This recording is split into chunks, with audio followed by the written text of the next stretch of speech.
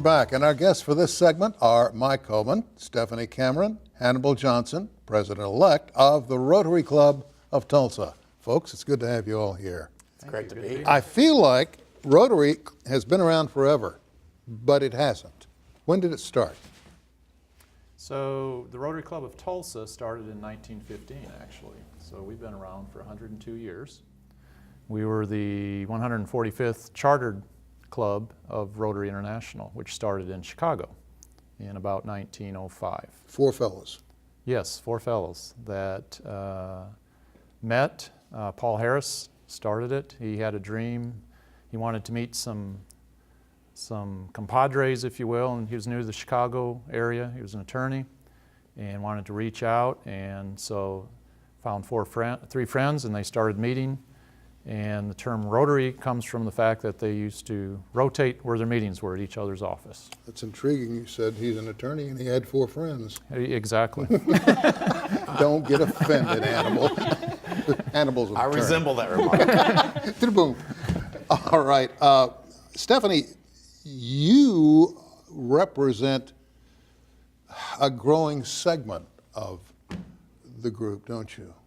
I do. So as a young professional, Rotary's been so appealing to me because it's this incredible group of really accomplished people that you can learn from.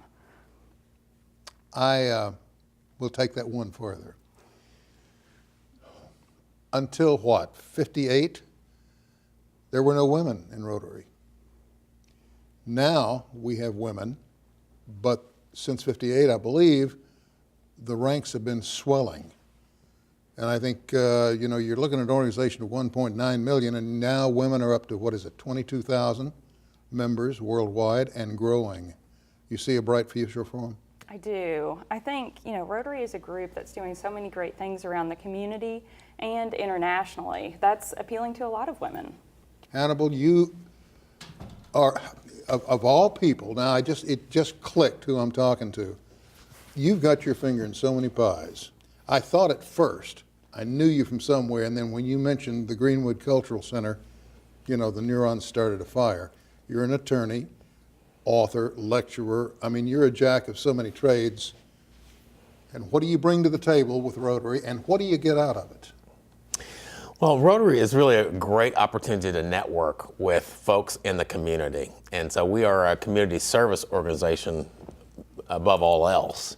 And so it's a great way to sort of key into the community, to serve, to meet people, to collaborate with others. And also, I think, me personally, one of the things I hope I bring to the table is a sense of diversity and inclusion, which is really important for our club. We realize that demographics in our community are changing rapidly, and that we want to be accessible and inclusive. So we have made a real push over the last couple of years to reach out to all segments of the community, just ask them, join us, at least consider what we're doing and how you might fit into that. I noticed that the slogan, the saying, the mantra, whatever, is service above self. Absolutely.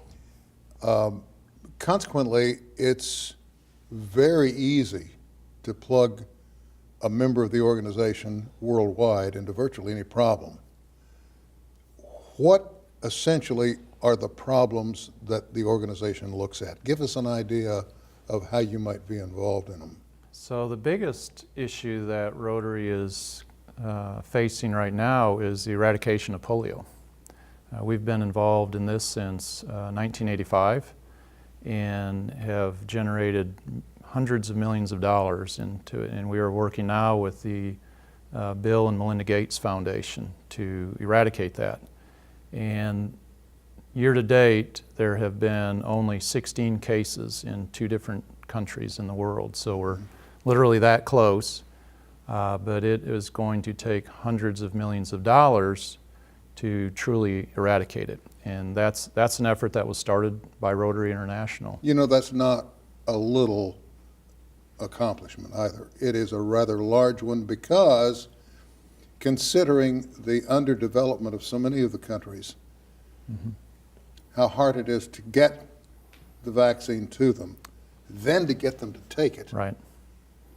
it becomes a twofold event. Now you've got another one rearing its head, folks who refuse to let their children to be immunized against anything. And I'm going, what? Wait a minute. Right. You know, we could see, well, I'm not going to get off on that. You know what I feel about that. I'd be curious to know, Stephanie, what have you pulled out of Rotary? What has it brought you in terms of self-satisfaction?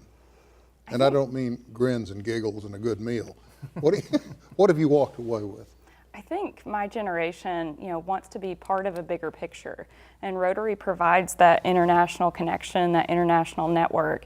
And so projects like partnering on water wells and providing clean drinking water for people in underserved countries.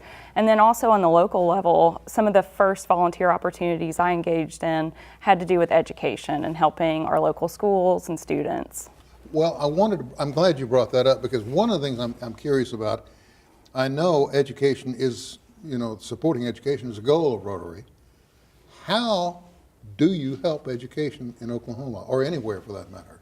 We have an adopted school that we work very closely with. We've provided playground equipment, we've sponsored their library. We are very present within that school. We've also partnered on a Shop with a Cop program, and so this is where we're partnering students from that elementary school with local law enforcement to help develop those relationships. I have to tell you, quite frankly, I am so encouraged, and this will tie into Rotary, believe me, but I am so encouraged when I see and hear the young ones talk about race or diversity in general, when I hear them talk about anything where there have been walls or locked doors. And boy, you talk about kids that know and understand acceptance. This generation that's coming on, I'm talking about junior high and high school age, look out world. They might just save us in spite of ourselves. So, it's good to see some of the things that all the things that I'm aware of that you folks are doing. Hannibal, what do you see for the future of Rotary? I see a more inclusive Rotary Club. I'm talking about the Rotary Club of Tulsa, that has its tentacles all throughout the community, and it's collaborative with other organizations that are already doing good work. There's no need to reinvent the wheel. One of the things I think we do really well is our regular weekly luncheon meetings, at which we bring in great speakers. Like yesterday, we had the Mayor Bynum. Speakers who really know and feel passionately about the community, can share that passion, that vision with our membership. So we hear regularly from people like the superintendent and some of our elected officials, and just all sorts of dynamic individuals who can inspire us and share knowledge with us such that we can be better citizens. I know for a fact Rotary has played a major role in the invisible line separating North and South Tulsa. I have seen it firsthand. I'm not even a member, but it is an incredible accomplishment on the part of the organization that they've taken a hand here and a hand here and say, you guys get together and talk. It's a marvelous accomplishment. And I have to tell you, if you can succeed in other areas, education, for example, which God knows it needs the help, you're going to be pulling off a miracle. I would say that Rotary is a unifying factor. It celebrates differences within communities, within cultures, and it celebrates and recognizes that we're all human, that we're all connected. It does. And a lot of folks, I think, fail to realize that. We got about a minute and a half left. Is there anything you'd like to bring to the table, anything you want to plug about an upcoming event? Anything in the future that maybe membership you want to talk about, if folks are interested in becoming a part? Yes, we would love to. So many people think that we're an exclusive organization. Kind of snooty. Kind of snooty, yes, that's our history. Yes, thank you.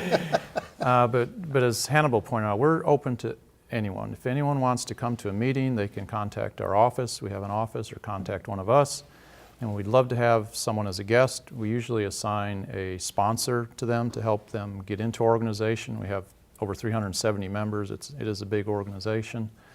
But just like in 2 weeks, we have former U.S. Senator Tom Coburn speaking to us, which he's going to bring a great perspective and challenge us. And next month in January, we're actually going to have a membership drive where we're adding some incentives to new members. So we are doing our best to reach out to the community and invite everyone who is interested in joining a service organization. You know, I have to run, but I just want to cast this on the waters and see how far it floats. I do believe with all my heart, if we had more people embracing service above self, we wouldn't have quite as many problems as we've got today. Absolutely. Hey, thank you guys. Thank you. Thank you. Really appreciate you. Thank you. Coming up, Still She Rises. An explanation right after this.